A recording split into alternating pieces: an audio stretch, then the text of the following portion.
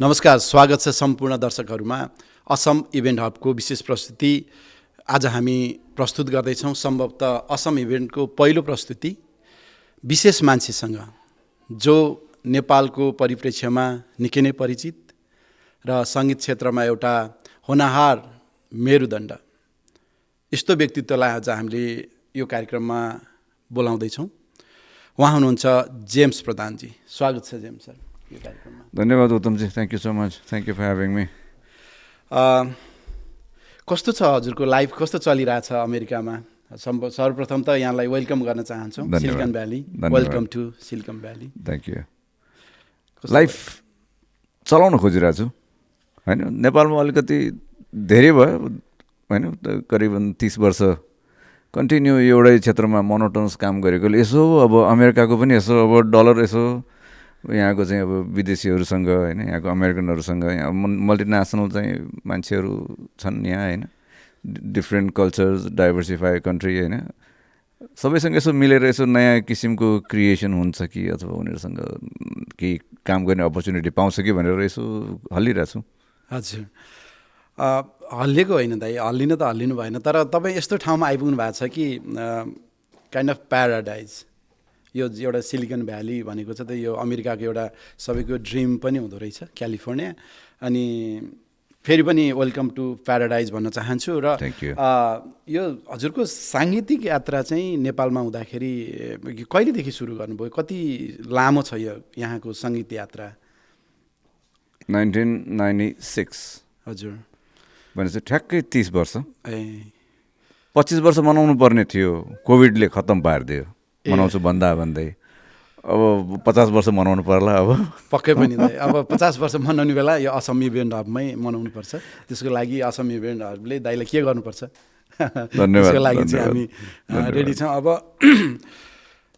तपाईँलाई चाहिँ यो जुन किसिमको सङ्गीतको क्षेत्रमा लाग्नलाई चाहिँ अब अभिप्रेरित गर्ने कोही न कोही त हुन्छ नि होइन। अब यसको चाहिँ मेन चाहिँ यसले गर्दा म यो क्षेत्रमा लागेँ भनेर चाहिँ एउटा सम्झिन लायक व्यक्तित्व चाहिँ नाम लिनुपर्दा हजुरले?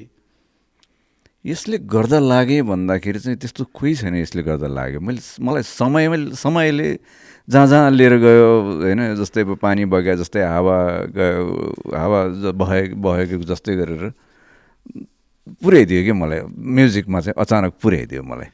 र चाहिँ अब तर यही दौरानमा चाहिँ मैले चाहिँ बरु भेटेको मान्छेहरू चाहिँ तपाईँ कुरा गर्नुपर्छ भने म चाहिँ धेरै मान्छेहरू भेटेको छु। मैले ठुलाबडा मान्छेहरूदेखि लिएर एकदम तल्लो स्तरको मान्छेहरूदेखि लिएर धेरै साथीहरू बनाउने मौका पाएको छु मैले होइन। मान्छे चाहिँ धेरै भेटेको छु। हजुर, विशेष गरी अब हुन्छ नि दाइ, अब स्कुल पढ्दाखेरिदेखि जस्तो चाहिँ मेरो नै कुरा गर्नुहुन्छ भने मेरो स्कुलमा एकजना मेरो साथीको अङ्कलले यति ठुलो क्यामेरा लिएर आउनु, मलाई नम्बर पनि याद छ, त्यो 3500 प्यानासोनिकको 3500 प्यानासोनिक, एकदमै ठुलो कि एकदम ठुलो काँध भरेको थियो। अनि मलाई चाहिँ त्यतिखेर लाग्थ्यो कि म 9 क्लासमा पढ्दै थिएँ, यो क्यामेरा चाहिँ के होला त, यो संसार यहीँ मान्छे छिरेर बोल्छ कि यहीँ मान्छे रेकर्ड गर्छ कि भन्ने टाइपको एउटा हुन्छ नि बच्चा बेलाको दिमाग त्यस्तै थियो होला। यो क्षेत्रमा लागेर काम गर्न पाएदेखि के हुन्थ्यो भन्ने थियो। त्यसपछि क्रमशः म पनि अलिकति भिडियोग्राफीमा जो फोटो खिच्नुपर्छ भनेर अलिक केही समय मैले पनि त्यतातिर लागेर काम गरेँ। त्यस्तै दाइको चाहिँ अब कुनै गीत, यस्तो गीत जसले चाहिँ म यो सङ्गीत क्षेत्रमा लाग्नुपर्छ भन्ने कुनै एउटा चाहिँ अभिप्रेरित गर्ने खालको कुनै त्यस्तो गीत थियो जसले तपाईँलाई यो क्षेत्रमा लाग्न बाध्य बनायो भनौँ अथवा अभिप्रेरित गर्यो? यस्तो नै भनेर त छैन, तर चाहिँ मैले धेरै किसिमको गीतहरू सुनेँ मैले लाइफमा होइन। मलाई त्यो दिन पनि याद छ जब मेरो 10 वर्ष 8 वर्ष 9 वर्ष थिएँ होला, माइकल चन्द दाईको चाहिँ आवाज सुन्थ्यो रेडियोमा। हजुर, अर्को को थियो, रोबिन शर्मा दाई, उहाँहरूको चाहिँ भोइस सुन्थ्यो होइन। नारायण गोपाल, बच्चु कैलाश, अनि भक्तराज आचार्यदेखि लिएर यी अग्रज सबै, दीप श्रेष्ठ दाई, उहाँहरू सबैको चाहिँ गीतहरू सुन्दै हुर्केको मान्छे। हजुर हजुर। अनि यस्तै गरेर नेपाल टेलिभिजन भर्खर आउन थालिसकेपछि, नेपालमा टेलिभिजन भित्रिसकेपछि अब हामीले एमटिभी बाहिरको चाहिँ टेलिभिजनहरू हेर्न पाउँदैन थियो। अन्त वान एन्ड ओन्ली प्रोग्राम थियो सन्डे पप, पुसुन दाहालको। ए हजुर हजुर। अब त्यहाँ अब मेरो चाहिँ के थियो भन्दाखेरि हाम्रो चाहिँ मेरो अङ्कलको त्यो डेक टिभीहरू एकदम कलेक्सन युज कलेक्सन अनि म त एकदम मनपर्ने कि उहाँको उहाँसँगै हुने होइन अनि सन्डे पप आउँदाखेरि चाहिँ मैले चट्ट चाहिँ त्यो टिभीहरू डेक चट्ट चाहिँ मिलाएर रेकर्ड गर्नुको लागि टक्क स्ट्यान्ड बाई बस्थेँ हजुर चट्ट आएपछि टक्क रेकर्ड गऱ्यो मलाई याद छ त्यतिखेर बन जोभी होइन गन्स एन्ड रोजेस यिनीहरू भर्खर भर्खर आइराखेको थियो उनीहरूकै गीत सुन्दै सुन्दै चाहिँ त्यो रेकर्ड गर्दै हेर्दै उनीहरूको स्टाइलको चाहिँ फ्यासन गर्न अलिअलि रुचाउने उनीहरूको स्टाइलले चाहिँ गाउन मन लाग्ने त्यस्तो त्यस्तो भएर चाहिँ गएको थियो अनि दाइ हजुरले चाहिँ कुनै स्पेसल ट्रेनिङहरू लिनुभयो त्यो सङ्गीत क्षेत्रमा लाग्दाखेरि गायन क्षेत्रमा कुनै मैले चाहिँ अब यसको लागि अध्ययन गर्नुपर्छ भनेर पनि त्यस सम्बन्धी केही गर्नुभयो त्यही एउटा गल्ती गरेछु मैले लाइफमा एउटा ठुलो गल्ती मध्येमा पर्छ त्यही लिन नपाएको मैले नत्र अहिलेसम्म कुनै एउटा राम्रो प्रोफेसर अथवा चाहिँ हुन्छ नि कुनै डक्टर म्युजिककै कुनै एउटा चाहिँ उपाधि पाइसक्थेँ मेरो एउटा ठुलो गल्ती एउटा मैले पढ्न नपाएको नपढेको एउटा हो तर पछि चाहिँ मैले पढेको भनेको चाहिँ त्यो एउटा गीत चलिहाल्यो दुईवटा गीत चल्दै गयो तिनवटा गीत चल्दै गयो पपुलारिटी गेन गर्दै गएँ होइन यसको साथसाथै अब स्टेजमा नवीन भट्टराई धीरज राई योगेश्वर माते उहाँहरूसँग चाहिँ स्टेज सेयर गर्नेहरू मौका पाएँ उहाँहरूको कुरा सुन्दाखेरि चाहिँ के लाग्न थाल्यो भन्दाखेरि म त के कुरा गर्छ यिनीहरूको म त केही जानेको छैन कि जस्तो लाग्न थाल्ने होइन सुर ताल नोटेसन कर्ड्स दुनियाँ कुरा गर्छ आफूलाई त केही थाहा छैन अनि त्यहाँपछि भएन भनेर भित्रभित्रै बसेर चाहिँ अनि पढ्न चाहिँ थालेको आफै लुकेको प्रतिभा अब त्यो एउटा हुन त कतिपय कुराहरू चाहिँ पढेर पनि जानिन्छ र पढेर पनि जानिन्छ हजुरले चाहिँ दुवैलाई पढेर पढेँ मैले पढेपछि पढ्नु भयो एकदम इन्ट्रेस्टिङ भयो धेरै जसो नेपालको परिप्रेक्ष्यमा त्यो नै थियो सबै कुराहरूको चाहिँ सोचे जति एउटा पनि हुँदैन थियो नि त पूर्वाधारहरू त्यो भएर पनि अलिकति अच्छा अनि दाइ चाहिँ त्यतिखेर त्यो क्षेत्रमा त लागिहाल्नुभयो अलिअलि गाउने गुनगुनाउन त थालि नै हाल्नुभयो होइन अब त्यस बेलामा चाहिँ एकदमै पपुलर गीत के अब चाहिँ जसको पनि जिब्रोमा झुन्ने टाइपको गीत चाहिँ कुन थियो त्यतिखेर अब दाइ त अलिकति धेरै लामो समयदेखि लाग्नुभएको भएर मलाई याद भए अनुसार हुन त अब म बच्चा बेलामा चाहिँ अब तिखा काँडाको बिचमा गुलाब हाँसेको हेर भनेर गीत पनि गाउँथेँ होइन जस्तै अब जीवन हाम्रो सङ्लो पानी हो यो पनि गाउँथेँ स्कुलमा हुन्छ नि अब हाम्रो स्कुलमा ब्ल्याकबोर्ड हुन्थ्यो ब्ल्याकबोर्डको अगाडि चक्क उभिएर स्टुडेन्टहरूको अगाडि गाउने होइन प्रेमध्वज प्रधानको चाहिँ घुम्तीमा नाउ यिनीहरू पनि गाउँथेँ तर म भर्खर चाहिँ म्युजिकमा चाहिँ एन्ट्री हुँदाखेरि चाहिँ यो 100 मेगाहर्ट्जका चाहिँ रेडियो स्टेसन्सहरू टन्नै चलिरहेको थियो एफएम स्टेसन भर्खर आइरहेको थियो त्यतिखेर मैले सुन्न पाउने भनेको चाहिँ नवीन भट्टराई दीपक बज्राचार्य होइन अरूको मोहन भूषाल सृजन यिनीहरूको गीतहरू खुब बस्थ्यो कि अनि मलाई पनि अनि गाउँ जस्तो लाग्यो त्यसपछि प्रोफेसनल्ली जानुपर्छ कि जस्तो लागेर यसो ट्राई मारेको हो खास अनि हाम्रो सञ्जीव सिंह पनि हुनुहुन्थ्यो कि होइन चुलेसीमा ऊ त धेरै पछि हो बरु ऊ थियो हाम्रो के सञ्जय श्रेष्ठ दाई सञ्जय श्रेष्ठ भीम तुलाधर उनीहरू चाहिँ झन् अझ सिनियर हामीभन्दा धेरै उहाँहरू पहिल्यै सुनिल उप्रेती उहाँहरू पहिल्यै हुनुहुन्थ्यो यो चुलेसीमा कि चाहिँ मैले नबिर्सिने एउटा संयोग छ कि जतिखेर म एउटा त्यो ऱ्याम सोमा चाहिँ एउटा लैलामा ऱ्याम सो पनि गर्थेँ कि अनि त्यतिखेर चाहिँ सञ्जय दाईहरू पछाडि चुलेसीमा गाउनुहुन्थ्यो हामी चाहिँ ऱ्याममा टुक टुक टुक टुक त्यो लगाएर हिँड्थ्यौँ मतलब त्यो ड्रेसअपहरू लगाएर त्यतिखेर त फेसन डिजाइनिङको त्यो ऱ्याम सोहरू हुन्थ्यो नि अनि त्यतिखेर हिँड्छु अनि त्यो एउटा चाहिँ मेरो लाइफमा चाहिँ बिर्सिन नसक्ने कुरा छ कि जहिले पनि दाइहरू चाहिँ भर्खरकै हुनुहुँदो रहेछ म त बच्चे अहिले पनि भर्खरकै हुनुहुँदो रहेछ सञ्जीव सिंह भन्दा सञ्जीव सिंह त अब मभन्दा धेरै चाहिँ पछि आएको उमेरले पनि त्यतिखेरदेखि मैले चाहिँ अब त्यो ऱ्याम सञ्जीवलाई पनि सञ्जीव दाई भनेर भन्नुपर्दाखेरि तपाईँ त भर्खरकै हुनुहुँदो रहेछ त्यसरी लिनु पर्ला त्यतिखेर सुरु गरेको थिएँ त्यही त नि अब त्यही भएर त दाइलाई अब चाहिँ अब हिजो चाहिँ एउटा सपनामा देखेको होइन टिभीमा देखेको अनि आज अगाडि प्रत्यक्ष दाइसँग कुराकानी गर्नु पाउँदा चाहिँ म यो कुनै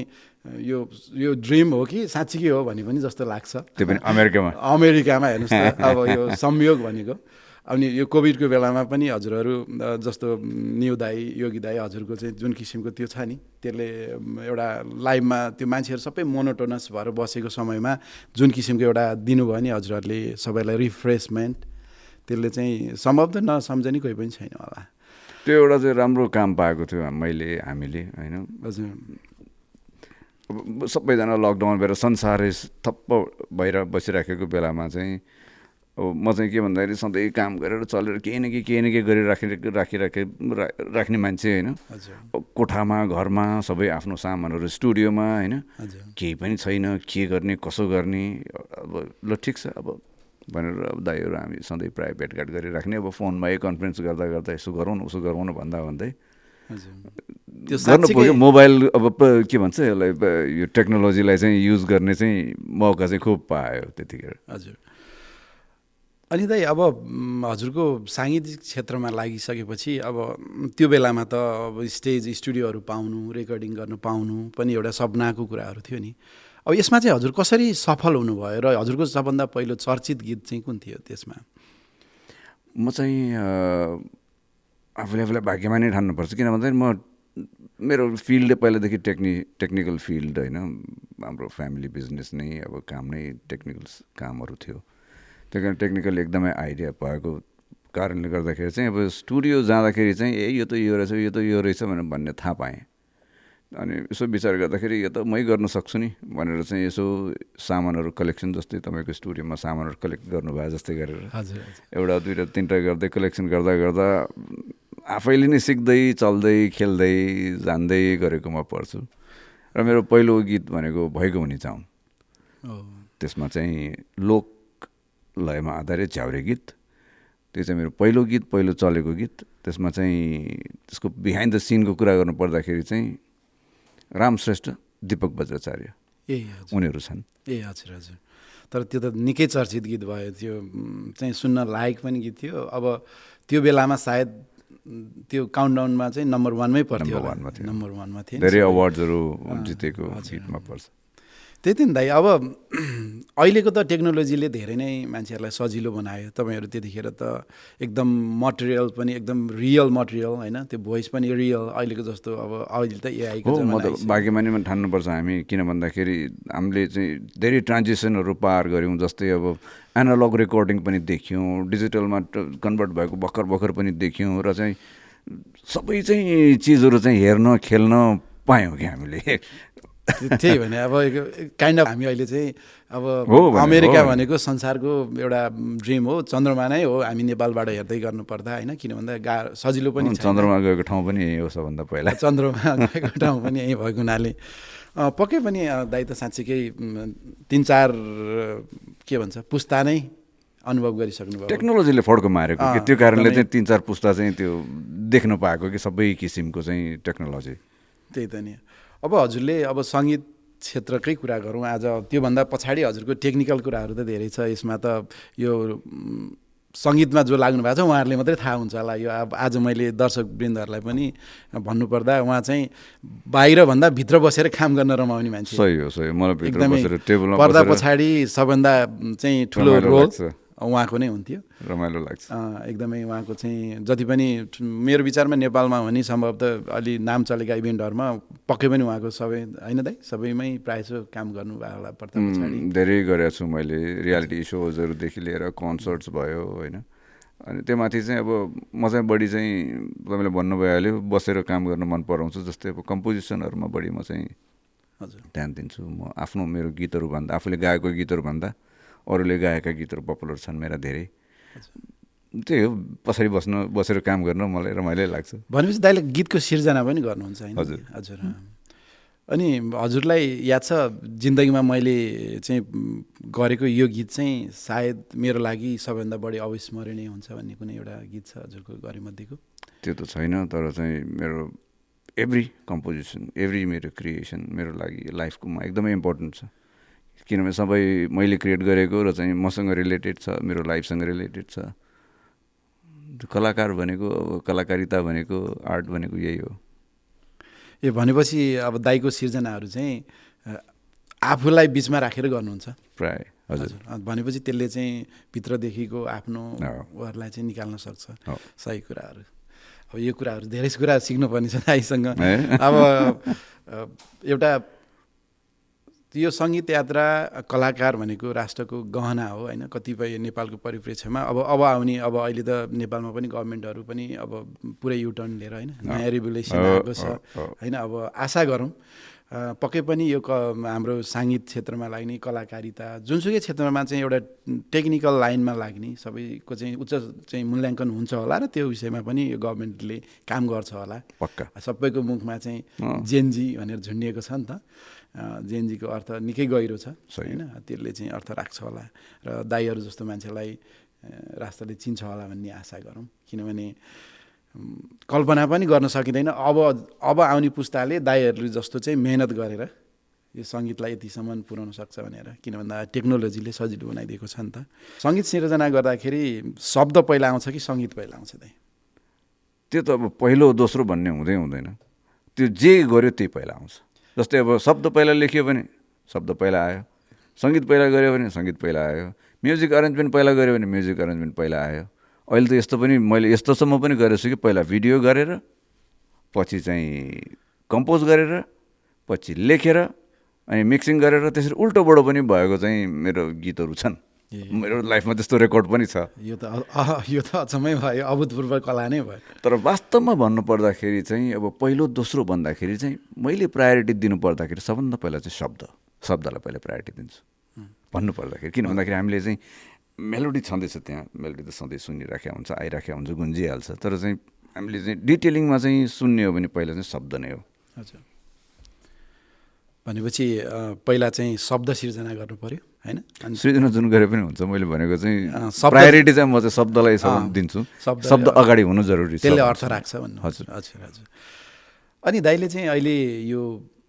नेपालको सङ्गीतको क्षेत्रमा चाहिँ हजुरले अहिले सङ्गीत नेपालको साङ्गीतिक क्षेत्र र नेपालमा गइरहेको अहिले भइरहेको चेन्जलाई चाहिँ कसरी हेर्नु भएको छ नेपालमा सङ्गीतको चाहिँ कस्तो स्कोप छ के छ भनेर यो जसरी टेक्नोलोजी डेभलप हुँदै गएको त्यस्तै गरेर सबै चिज डेभलप भएर गएको छ हजुर यो पनि डेभलप भइरहेको छ कि मान्छेले अहिले चाहिँ काम गर्ने तरिका कम्पोज गर्ने तरिका मान्छेहरूले चाहिँ आफूले पर्फर्मेन्स कन्सर्ट्सहरू गर्ने तरिका होइन भिडियो बनाउने अडियो गर्ने सबै तरिकाहरू चाहिँ डेभलप भइरहेको छ पहिला जस्तो छैन हजुर यसले चाहिँ यसलाई अब कसरी लिने अब यो एडभान्स भइसकेको छ कि मलाई लाग्छ अब भविष्यमा र अर्को पुस्ताहरूले चाहिँ यसलाई चाहिँ झनै बढी एडभान्स र चाहिँ राम्रो गरेर लैजान्छ मलाई लाग्छ अच्छा भनेपछि न्यू जेनेरेसन जसरी आउँदै हुनुहुन्छ सङ्गीतमा चाहिँ अब अहिले चाहिँ हामी मतलब चाहिँ नयाँ पुस्ताको चाहिँ सोचाइ पनि के छ भने जे पनि युट्युब गुगल जे गरे एआईले गरिदिइहाल्छ नि भन्ने सोचाइले जो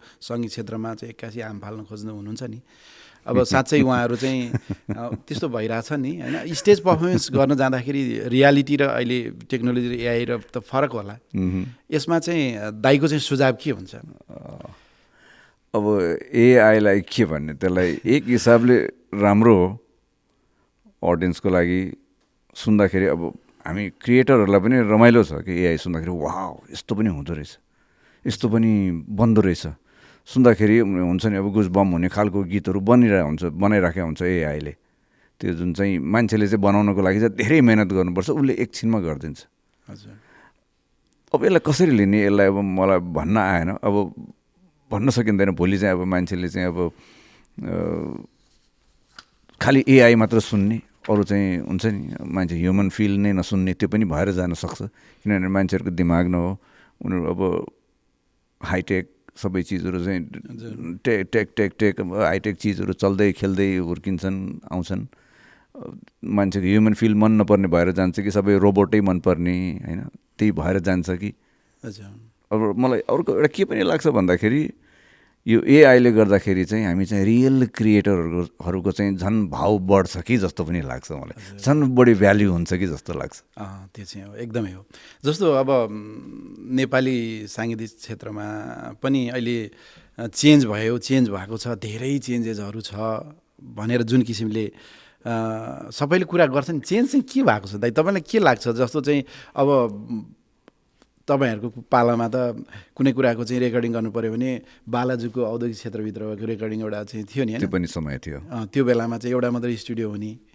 अनि जस्तै अब टेली सिरियल फिल्मको सुटिङ गर्नुपर्दा कुनै एउटा मान्छेको घर लिएर गर्नुपर्ने होइन बटम प्यालेस जस्ता कुराहरूमा होइन गएर गर्नुपर्ने स्थिति थियो अनि अब चेन्ज चाहिँ केलाई भन्ने त दाइ अब वास्तविकताभित्र रमाएर गरेको कामलाई भन्ने कि र अहिलेको टेक्नोलोजीसँग खेलेर गरेको कामलाई भन्ने चेन्ज चाहिँ के त चेन्ज केलाई भन्ने चेन्ज पहिलाभन्दा अहिलेको फरक चिज जे देखिन्छ त्यसलाई चेन्ज भनिन्छ फर इक्जाम्पल अहिले कति सोसियल मिडियामा फोटोजहरू चाहिँ भाइरल फोटोजहरू छन् होइन जस्तै 1970-80तिर चाहिँ 10-12जना केटाकेटीहरू चट्ट अङ्गल मारेर रमाइलो होइन पाङ्ग्रा गुडाइरहेको गुच्चा खेलिराखेको त्यस्तो पिक्चर्सहरू छ अनि त्यहाँपछि बिचमा गएर चाहिँ 2-3जना मात्र भएर हराएर गएको छ टिभी मात्र हेर्ने भएर गएको छ होइन 2-4जना बसेर त्यसपछि हुँदाहुँदै अहिले चाहिँ मोबाइल मात्र एउटै लिएर सिङ्गल लिएर हुन्छ नि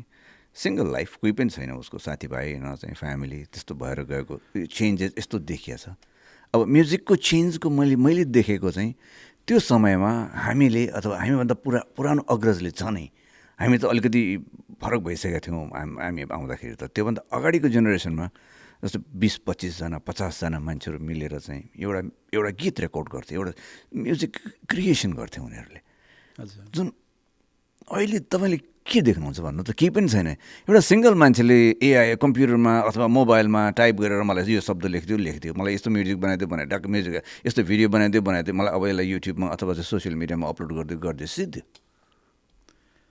यो चेन्ज सबैजना इन्डिभिजुअल एकदम इन्डिपेन्डेन्ट के भन्ने यसलाई इन्डिपेन्डेन्ट तर चाहिँ इन्डिभिजुअल त्यो चाहिँ यो एक अर्काको कोअर्डिनेसन सहकारीहरू चाहिँ नभएर गएको जस्तो भएर गइसक्यो कि अहिले त्यही त नि यो साँच्चीकै यो टेक्नोलोजीले रियल जुन कलाकारिता कलाकार जुन गायन गायकहरूको चाहिँ एउटा मेहनत जुन किसिमको अहिलेसम्मको लगान छ नि त्यो चाहिँ अलिकति छायामा परेको जस्तो लाग्दैन हजुरलाई हो नि हो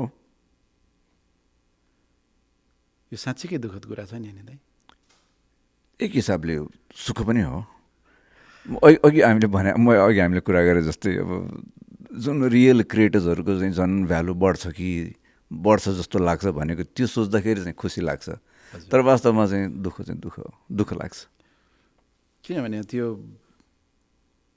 दाइले भने जस्तै त्यो एकैछिनमा हुने भइदियो क्या जुन पहिलाको सिचुएसनमा 1 महिना लगाएर तपाईँ आफै पनि एउटा कलाकार मान्छे नै हो अच्छा होइन तपाईँले पनि फिल गर्नुभएको छ पक्कै पनि हो होइन वास्तवमा दुःख चाहिँ अलिकति हुन्छ साँच्चै दुःख हुन्छ जे के गरेको थियो भन्दा सपनामा चाहिँ परिणत हुने स्थिति आइसक्यो नि त जसरी चाहिँ मेहनत गरेको सपनामा जे देखेछ भोलि त्यही विपनामा पनि त्यही देख्ने पनि समय आउनु बेर छैन त्यही त यो एकदमै स्पिडमा टेक्नोलोजी डेभलप हुँदै जाने हो भने त्यही त नि अब यो साङ्गीतिक क्षेत्रमा चाहिँ ट्यालेन्टेडहरू बढी छन् कि अलिकति मतलब चाहिँ ट्यालेन्टेडहरूमा भित्र पनि जुन किसिमको एउटा पोलिटिक्स चल्छ नि एकअर्काको खुट्टा तान्ने प्रवृत्ति सबै छ 101 ट्यालेन्ट एकदम राम्रो मन सफा भएका मान्छेहरू पनि उत्तिकै छन् यतिकै हावामा आएर एआईलाई चलाएर अथवा चाहिँ अरूको गीत चोरी चकारी गरेर यतिकै आफू हिरो भएर अगाडि आउनेहरू पनि छन् होइन जस्तै अब सबै भएको नभएको खुट्टा तान्ने अरूलाई बिगार्ने पछार्ने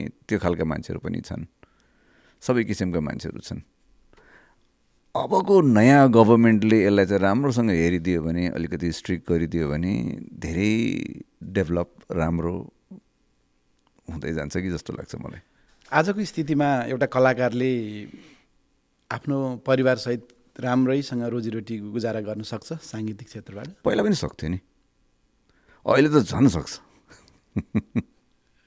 अहिले त केही गर्नु पर्दैन अलिकति भाइरल भयो भने अथवा अलिकति चाहिँ पपुलर भयो भने अलिकति गीत चलीमा त अनुहार पनि चल्नु पर्दैन गीत मात्र अलिकति चलेपछि पैसा आउनु सुरु भइहाल्छ संसारभरिबाट त्यो हजुरलाई त्यो चाहिँ मनभित्रैदेखि चाहिँ यो साँच्चै कि अर्ग्यानिक कलाकारहरू चाहिँ छायामा परेको जस्तो लाग्दैन हजुरलाई आजको स्थितिमा छ है तपाईँले जुन लागेर त्यो तपाईँले मसँग भन्नुभयो यो कुरा सेयर गर्नुभयो एकदमै त्यो कस्तोको हुँदो रहेछ भने म अलिअलि थोरै भए पनि ज्ञान भएको हुनाले चाहिँ यस्तो कलाकार हुनुहुन्छ जो कलाकारहरू चाहिँ आजसम्म पनि त्यो एउटा चाहिँ पर्दामा आउन सक्नु भएको छैन तर उहाँ मलाई याद भएको अनुसार मसँगै स्ट्रगल गरेको कति आर्टिस्ट साथीहरू छन् अहिले पनि स्ट्रगल गरिरहेका छन् अगाडि आउनै सकिरहेको छैन त्यस्ताहरू पनि छन् अब हुन्छ नि हाम्रो मेरो बच्चाहरूभन्दा पनि यङ केटाकेटीहरू कम मेहनत गरेर उनीहरूको भाग्यमै राम्रो भएर अथवा राम्रो गीत भएर अथवा राम्रो क्रिएसन भएर अथवा राम्रो दिमाग भएर उनीहरू रातारात सुपरस्टार भएकाहरू पनि धेरै छन् के हुनसक्छ दाइ त्यो चाहिँ खास उहाँहरू चाहिँ समयअनुसार चेन्ज हुन नसक्या हो कि आफ्नो प्रतिभालाई बाहिर निकाल्ने एउटा चाहिँ प्रोपर वे चाहिँ नभएर हो कि के हो त खास त्यसको रिजन चाहिँ? धेरै कारणहरू हुनसक्छ, म त्यसको विज्ञ चाहिँ होइन, मलाई ठ्याक्क भन्न चाहिँ आउँदैन। अनुभव हजुरको अनुभव? एउटा समयमा हाम्रो अग्रजको पालामा पनि त्यस्तै थियो अरे कि, यहाँ पनि होइन, यहाँ मात्र होइन संसारभरि नै थियो अरे यस्तो यस्तो। अब नेपालको कुरा गर्नु पर्दाखेरि एउटै मात्र थियो प्लेटफर्म, रेडियो नेपाल। त्यहाँ भोइस टेस्ट गर्नु पर्थ्यो। त्यहाँ चाहिँ टाउको माथि बस्नेहरू, भोइस टेस्टमा बस्नेहरू अथवा चाहिँ त्यहाँ चाहिँ पहुँच भएकाहरूले चाहिँ ऊभन्दा राम्रो अब रेडियो नेपालमा सबै अब गायक गायिका अथवा चाहिँ हुन्छ नि गायन सम्बन्धी नै चाहिँ ज्ञान भएका मान्छेहरू बस्नेहरू गर्थ्यन् टाउकैमा पनि।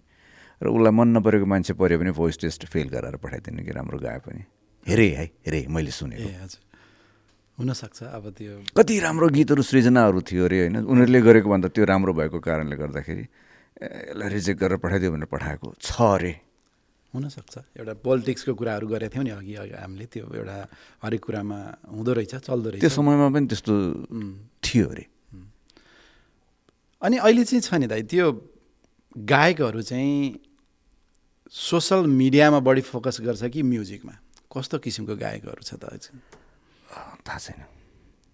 मैले भन्नु पर्दाखेरि अब चाहिँ दुइटैमा फोकस गर्नुपर्छ हेर्नुहोस्।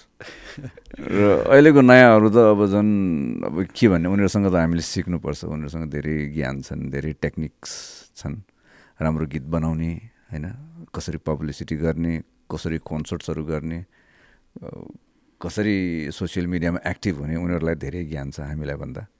उनीहरूसँग सिक्न चाहिँ पर्छ हामीले यो। अनि एउटा रमाइलो क्वेसन हजुरलाई चाहिँ, अब हजुरलाई चाहिँ कहिले यो गीतहरू गाउँदै गर्दा यो कपिराइटको केसेसहरू लागेको छ? त्यसमा चाहिँ म कपिराइट्समा कति समयसम्म काम पनि गरेको छु मैले, बोर्ड मेम्बर भएर। हाम्रो चाहिँ म्युजिक रोयल्टी कलेक्सन सोसाइटी, हजुर सङ्गीतकार सङ्घ यिनीहरूमा म चाहिँ आबद्ध भएर काम पनि गरेको थिएँ। र कपिराइट्सको धेरै कुराहरू मलाई ज्ञान चाहिँ छ। हजुरलाई त्यो आरोप लागेको छ कि छैन त्यो गाउने क्रममा, स्टेज पर्फर्मेन्सहरूमा कहिलेकाहीँ त अरूको पनि गाइदिनु पर्ने हुन्छ अथवा रेकर्डिङका कुराहरू हुन सक्छन् होइन? हजुर त लिरिक्स पनि लेख्ने, एउटा आफ्नो प्रतिभा चाहिँ एउटा मनदेखि निकाल्ने मान्छे, कहिलेकाहीँ मिल्न सक्छ, कसैको लाइफसँग संयोग पनि हुनसक्छ नि त। सक्छ। त्यो बेलामा चाहिँ कुनै कपिराइटको चाहिँ केसेसहरू चाहिँ हजुरले झेल्नु परेको छैन? मैले अहिलेसम्म भगवान्को कृपाले झेल्नु परेको छैन, कुनै कपिराइट्स इस्युजहरू मलाई चाहिँ आएको छैन। हजुर हजुर। तर कपिराइट्स भनेको कपिराइट्स हो होइन, जुन चाहिँ यसले चाहिँ के भन्छ भन्दाखेरि चाहिँ एउटा आफ्नो क्रिएसन, जसको ओरिजिनल क्रिएसन, हजुर त्यो ओरिजिनलसँग अरूसँग मेल खायो भने अथवा चाहिँ कपी गर्यो भने त्यसलाई चाहिँ केमा लिन्छ भन्दाखेरि त्यो चाहिँ चोरी गरेकोमा चाहिँ गनिन्छ। हजुर। एउटा चाहिँ अब हजुर चाहिँ यो रियालिटी सोमा पनि धेरै आबद्ध भएर काम गर्नुभएको हिसाबले मैले सोध्न खोजेको क्वेसनहरू चाहिँ, रियालिटी सोबाट जति पनि गायक कलाकारहरूको उत्पादन हुन्छ उनीहरू चाहिँ साँच्चीकै त्यो रियल कलाकार हुन्छन् कि एउटा चाहिँ जस्तो चाहिँ टेम्पोरेरी फ्रेमको लागि मात्रै तिनीहरू इस्टाब्लिस हुन्छन्? के हो खासमा? होइन, रियल कलाकार र नन रियल कलाकार भन्ने त्यस्तो हुँदैन नि।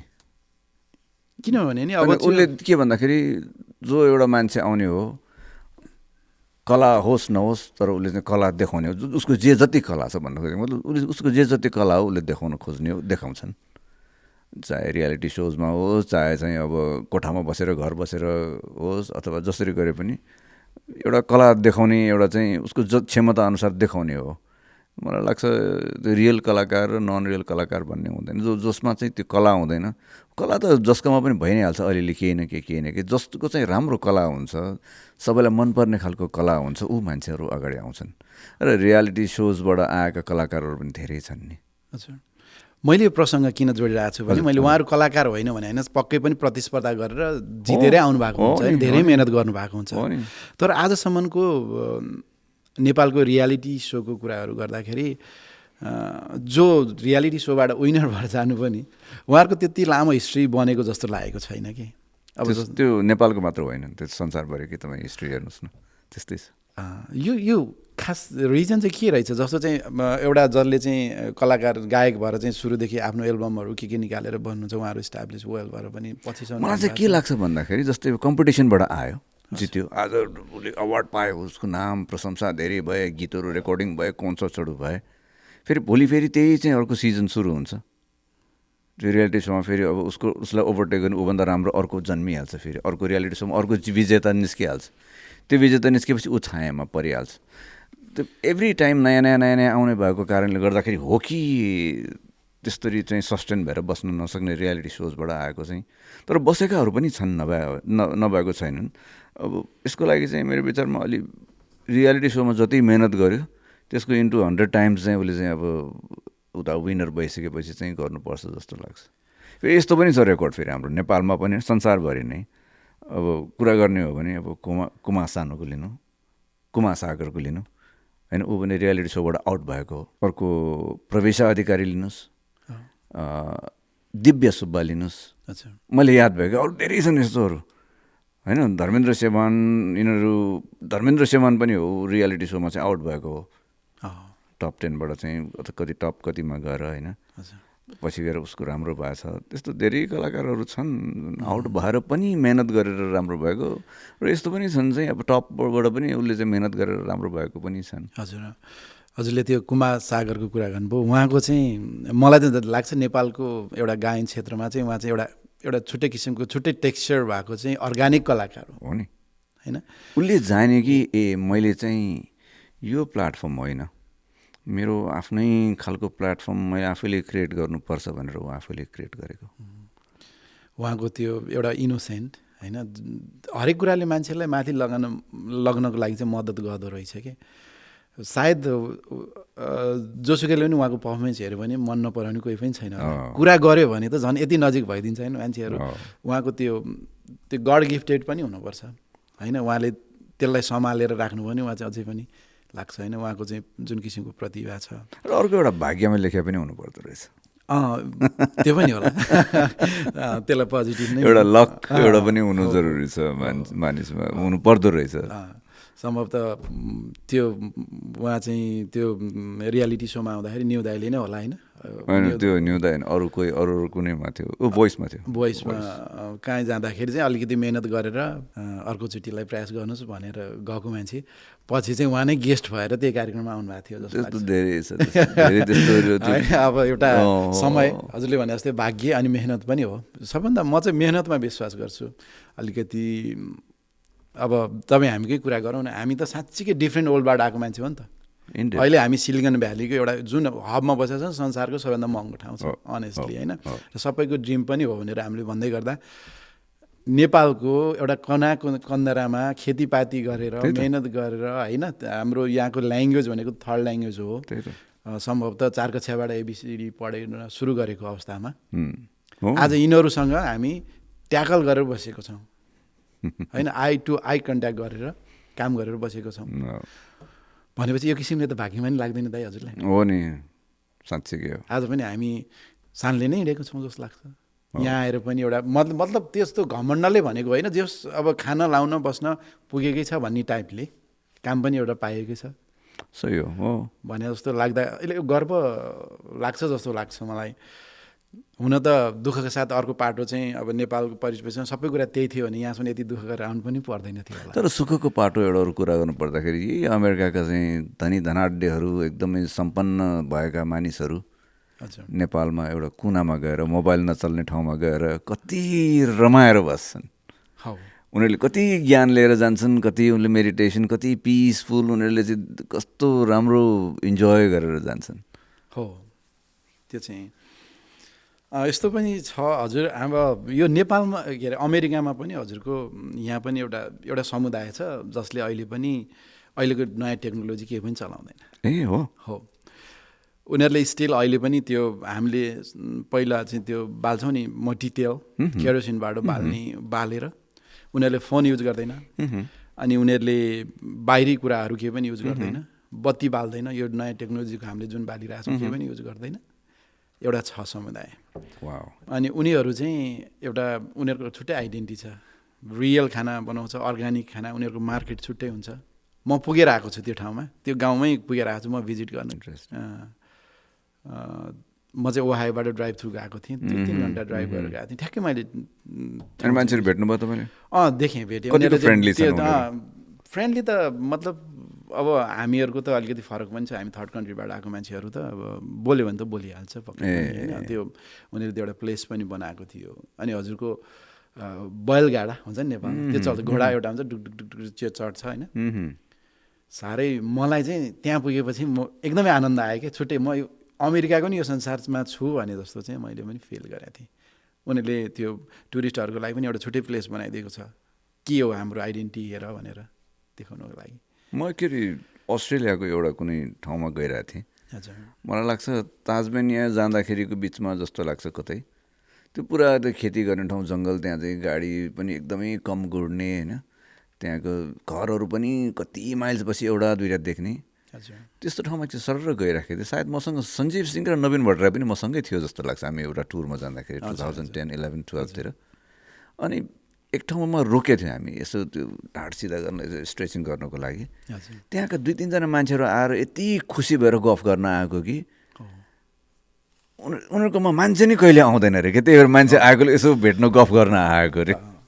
विशेष गरी अब हजुरले यहाँ पनि पाउनुहुन्छ, यहीँको एकदम मतलब कोर अमेरिकनहरू पनि भेट्नुभयो भने धेरै जस्तो मान्छेहरूलाई गफ गर्ने टाइम छैन नि त यहाँ। अनि उनीहरूको कुरा सुनिदिनुपर्छ। उनीहरू हजुरले दिएको डिनरभन्दा ह्याप्पी हुन्छ, किन भन्दा सुनिदिने मान्छे छैन नि त होइन। उनीहरूको कुरा सुनिदिएर उनीहरूको कुरालाई चाहिँ आफूले पनि केही अलिकति कुरा गर्ने हो भने त्यस्तो किसिमको वातावरण पनि छ यहाँ पनि। एनिवे दाइ, अब अलिकति ट्र्याक बाहिर गयो होला, त्यो अलिकति भावनामा बुझ्यो जस्तो लाग्यो होइन। अनि अब अहिले चाहिँ कलाकारिता क्षेत्रमा, गायनको क्षेत्रमा यो लाइभ पर्फर्मेन्स कन्सर्टहरूको चाहिँ कस्तो स्कोप भइरहेछ, कस्तो छ मार्केट अहिले? अब चलेको आर्टिस्टहरूको त फुर्सद छैन, उनीहरूको चाहिँ कति वर्षसम्मको लागि बुकिङ भइराखेको हुन्छ। अब यहाँ कन्सर्ट्सहरू हुने पनि प्रायः चाहिँ अब अकेजन कुनै अब सेलिब्रेसन डे जस्तै Dashain Tihar, new year, Christmas, यिनीहरूमा चाहिँ बढी हुन्छन् होइन। अब मेरो आफ्नो कुरा गर्नुपर्दाखेरि चाहिँ अब कहिलेकाहीँ माया गरेर यसो साथीभाइले यहाँका चाहिँ यहाँ कम्युनिटीहरूले यसो बोलाउँछन्, माया गरेर नाइ भन्न सक्दिनँ होइन, गएर यसो 2-4वटा गीत गाएर आउँछु।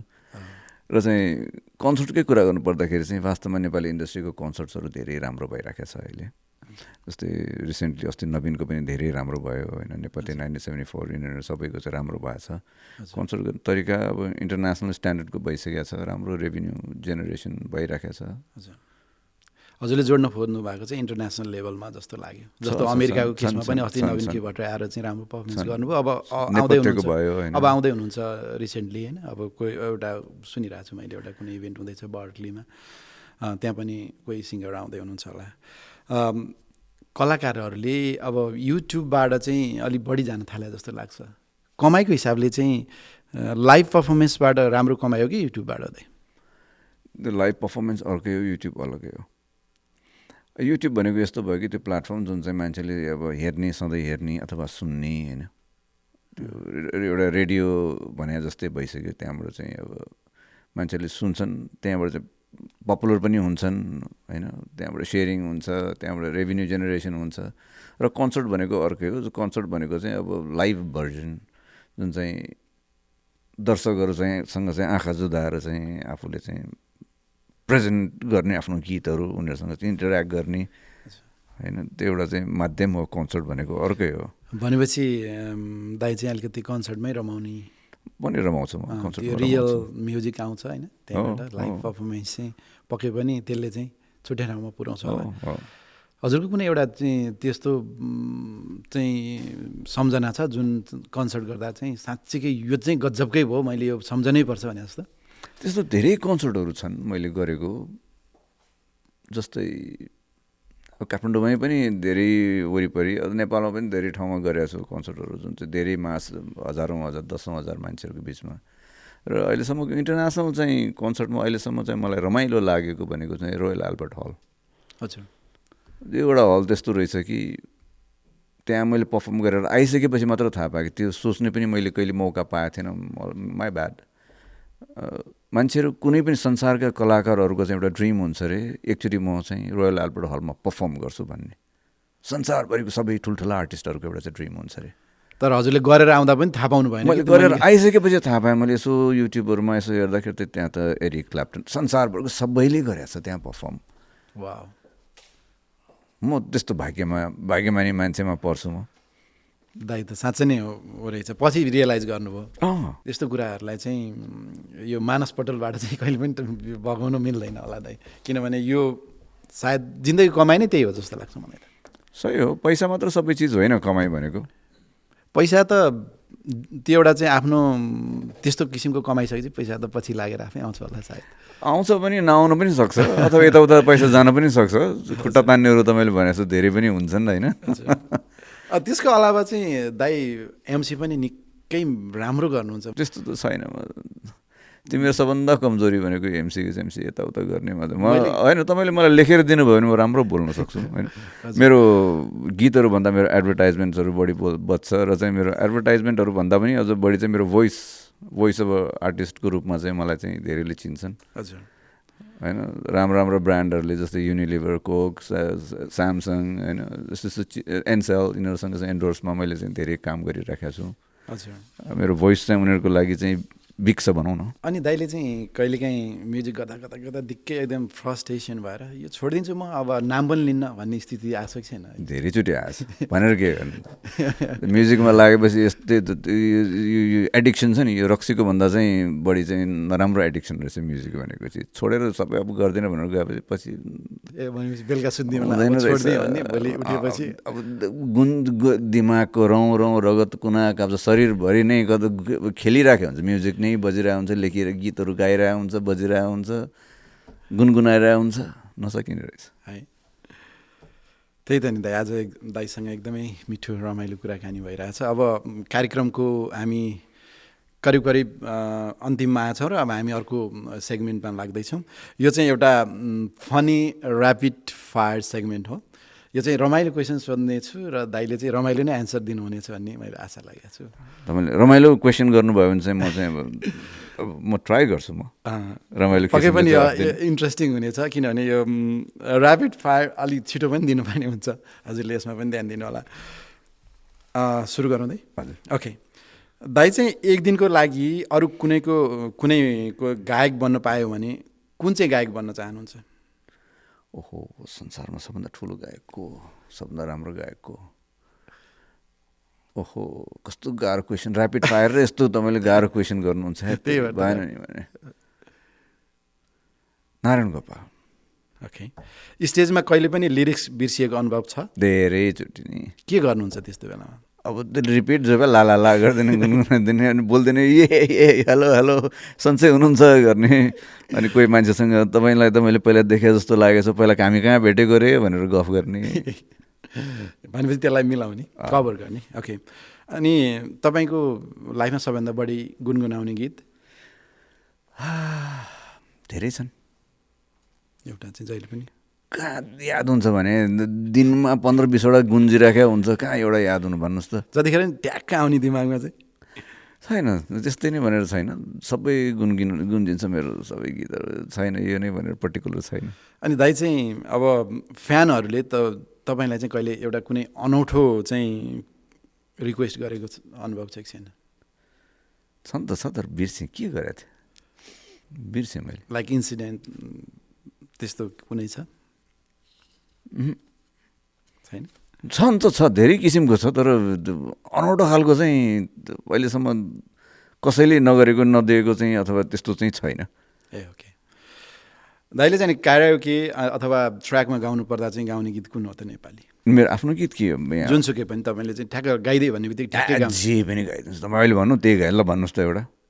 एउटा हजुरले भन्नु न तपाईँ, जुन भने त्यही गाइदिन्छु। भइगयो नि जाउन तर्केर जानेलाई मार्यो नि मायाले, एक्लो पार्यो जान, गाएन? वाह, यसको लागि हामी कति लालायित हुन्थ्यौँ दाइ। आज प्रत्यक्ष यो चाहिँ कुरा गर्नु पाएको छौँ कि भाग्यमानी त म पनि रहेछु। Thank you. अनि कन्सर्ट गर्नुभन्दा अगाडि चाहिँ नर्भस हुनुभएको छ कि छैन? त्यस्तो बेलामा चाहिँ नर्भस हुनुहुन्छ कि चिल? त्यो भनेको मलाई पनि योगेश्वर मात्रै दाइ याद आउँछ। हामीले धेरै स्टेजहरू सेयर गरेका छौँ, हामी सँगै धेरै प्रोग्रामहरू गरेका छौँ संसारमा धेरै ठाउँमा। उहाँ जहिले पनि जेम्स आउन आउन मेरो हात यसोले मेरो मुटु छाउँदा ढ्याङ ढ्याङ ढ्याङ पड्किरहेको हुने। दाइको अनुभव चाहिँ के चिल हुनुहुन्छ कि नर्भस? खै म त्यस्तो कमन भएर गइसक्यो। पहिला पहिला सुरुमा चाहिँ अहिले चाहिँ नर्भस खालको चाहिँ हुन्थ्यो होइन, पछि युज टु भएर गयो। अहिले त्यस्तो केही छैन। अहिले दाइको चाहिँ प्लेलिस्टमा सबैभन्दा बढी बज्ने गीत कुन चाहिँ हो दाइको? मेरो आफ्नो गीतमै आइदेऊ आइदेऊ आइदेऊ आइदेऊ। हजुर। यदि तपाईँलाई मुभीको हिरो बन्ने मौका पाउनुभयो भने सिधै रिजेक्ट, सिधै रिजेक्ट। एक्सन कि रोमान्टिक? सिधै reject. No action no romantic? No romantic no action. म खेल्न सक्दिनँ, किन मलाई एक्चुअली धेरैचोटि अफर आएको छ, तर अहिले रिसेन्टली मलाई याद भएको चाहिँ एउटा वीर गणेश मानको एउटा फिल्म बनिरहेको थियो। मेरो चाहिँ अनुहार चाहिँ ठ्याक्क उसँग मिल्न आउँदो रहेछ क्यारेक्टर, हाम्रो गङ्गालाल श्रेष्ठ। उसको रोल गर्नु पऱ्यो भनेर मलाई सहजमान दाइले एकदमै कर गर्नुभएको थियो। मैले आँट्नै सकिनँ। भनेपछि मलाई मनपर्छ मुभी मेकिङ मनपर्छ, म प्रड्युस गर्नु मनपर्छ मलाई होइन। मलाई चाहिँ अब म्युजिक फिल्मको चाहिँ अब ब्याकग्राउन्ड स्कोरिङ गर्नु मनपर्छ होइन, एडिटिङदेखि लिएर फिल्मको चाहिँ अब सबै चिज काम गर्नु मनपर्छ। एक्टिङ चाहिँ म गर्न सक्दिनँ, बरु गाउन सक्छु। म धेरै गीत गाएको पनि छु फिल्महरूको लागि होइन, म्युजिक बनाइदिन सक्छु। तर ओके, त्यसपछि कन्सर्ट पछि सबैभन्दा मनपर्ने खाना चाहिँ के हो त? कन्सर्ट सकेर आउनुहुन्छ नि? खास त रक्सी हो, तर के गर्ने, रक्सी खाँदैन म अब, पिउँदिनँ होइन। कहिले पनि अनुभवै छैन? अनुभव छ, तर खै बानी छुटेर गयो। सगुन नै खानुपर्छ। दसैँ तिहारमा कहिले काहीँ खान्छु। कन्सर्ट पछि के खाने खै? कन्सर्ट सकिन्छ नि, मलाई यो खाइदियो भने मनपर्ने खाना के? एउटा म खानेकुराको पारखी चाहिँ होइन, तर चाहिँ अरूको कुरा गर्नु पऱ्यो भने चाहिँ म भन्नु पर्दैन, म न्युदालाई सम्झिन्छु। खानेकुराको यस्तो पारखी कि कुनै नयाँ खानेकुरा देख्यो भने त चाख्नु मन गरिहाल्छ तुरन्त, एकदम मनपर्ने क्या उहाँलाई चाहिँ। भनेपछि दाइको चाहिँ स्पेसल, दाइ अब कन्सर्ट सक्यो के खाइदिउँ भने जस्तो चाहिँ के लाग्छ? दिमागमा जाउने केही छैन? म त्यस्तो खानेकुराको भनिहाल्नु, त्यो पारखी नै होइन, खानेलाई नै म प्रायोरिटी दिँदिनँ कि। सरी, त्यो म त एकदम हेर्नु सोझो मान्छे, सिधा मान्छे। अब 10औं प्रश्न, अन्तिम प्रश्न। दाइले चाहिँ 50-50 जवाफ दिनुभयो, आधी जवाफ दिनुभयो, आधी दिनु भएन। 10वटा क्वेसनमा 6-7वटा चाहिँ दिनुभयो, 2-3वटा चाहिँ इग्नोर गर्नुभयो। एनिवे हजुर स्टिल पास। अन्तिम क्वेसन चाहिँ होइन, अब एउटा रमाइलो क्वेसन छ। अब हजुरले चाहिँ दर्शकहरूको लागि चाहिँ होइन एउटा चाहिँ सिङ्गिङ गरिदिनु पऱ्यो, जुन चाहिँ जसले चाहिँ, जुन सिङ्गिङले चाहिँ सबैले मन पराएको सिङ्गिङ होस् र सबैले यो एपिसोडमा पनि गुनगुनाउन सकोस्। यो त ऱ्यापिडमा पर्दैन होला पक्कै पनि? ऱ्यापिडको यो बरु 5 सेकेन्ड गाउनु पऱ्यो, तर गाउनु पऱ्यो। गाउनु त गाइदिन्छु, तर ऱ्यापिडमा त पर्दैन होला नि। यो त 10 नम्बर किन सोच्नु पऱ्यो, क्रिएट गर्नु पऱ्यो। म्युजिक भने यो च्यालेन्ज चाहिँ यही भन्दा ऱ्यापिडमा होइन, त्यो माथि अब हुनु पऱ्यो, के भन्छ, म्युजिकल इन्स्ट्रुमेन्ट्सहरू हुनु पऱ्यो। अब यसमा त्यो इन्स्ट्रुमेन्ट बिना म बेसुरा जान सक्छु। हजुरसँग अर्को भेटमा त्यो कुराको नि सबै उपलब्ध हुन्छ एकदमै सेट सहित हजुरसँग। अब हजुरलाई के कमेन्ट पनि गर्छु भने यहाँ हाम्रो एउटा स्टेज लाग्दो क्वालिटी टाइपको हजुरबाट चाहिँ पर्फर्मेन्स हुनेछ यही असम इभेन्ट हबमै। यो हजुरलाई कमिटमेन्ट। Thank you Uttamji. मलाई अब मलाई लाग्छ मेरो स्वर अथवा मेरो पर्फर्मेन्स त्यति राम्रो छैन, मेरो स्वर त्यति राम्रो छैन, अरूले जतिको म गाउन सक्दिनँ जस्तो लाग्छ मलाई। तर मलाई चाहिँ यति कन्फिडेन्स छ कि चाहिँ मैले गाउन नसक्ने गीत चाहिँ कुनै छैन कि जस्तो लाग्छ मलाई। म जस्तो पनि गीतहरू सुनेर म गाइदिन सक्छु जस्तो लाग्छ। त्यो कारणले अहिले मैले सम्झिनु पर्दाखेरि म नारायण गोपाललाई फेरि सम्झिन चाहन्छु। एक टुक्रा गीत गाउनु भन्नु भइहाल्यो, म गाइदिइहाल्छु। प्लिज।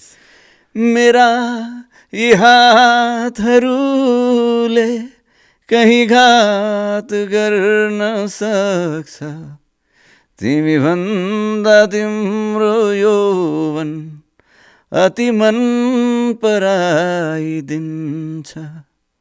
रूपको के मूल्य हुन्छ, म पशु भएको बेला एक्लै तिमी नआऊ, एक्लै तिमी नआऊ, म मातिएको बेला।